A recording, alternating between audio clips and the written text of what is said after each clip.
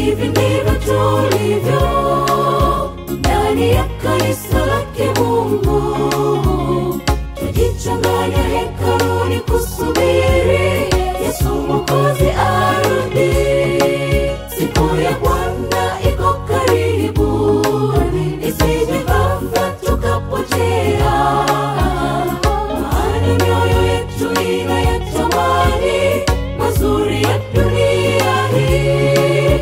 Wenye imani husalimisha na kuungama makosa yao. Heri akeshaye amefua mavazi, maana saa karibu. Siku ya Bwana iko karibu, isije ghafla tukapotea. Maana mioyo yetu inayatamani mazuri ya dunia hii.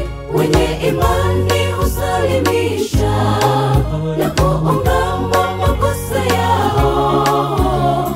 Heri akeshaye amefua mavazi, maana saa karibu.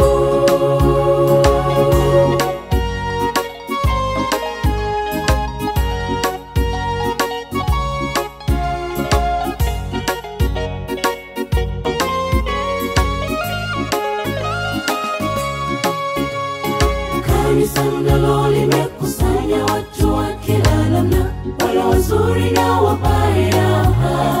Wale wazuri hata wabaya hukusanyika humo na kujipatia mafundisho.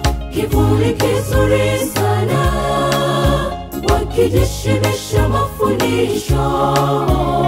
Kuishi kwao bado wanayatamani mazuri ya dunia hii. Siku ya Bwana iko karibu, isije ghafla tukapotea.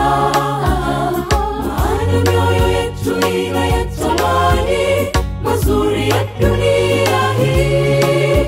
Wenye imani husalimisha na kuungama makosa yao. Heri akeshaye amefua mavazi, maana saa karibu.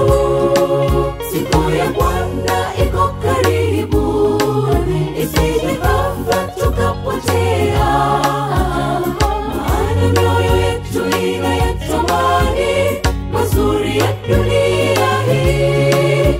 Wenye imani husalimisha na kuungama makosa yao. Heri akeshaye amefua mavazi, maana saa karibu.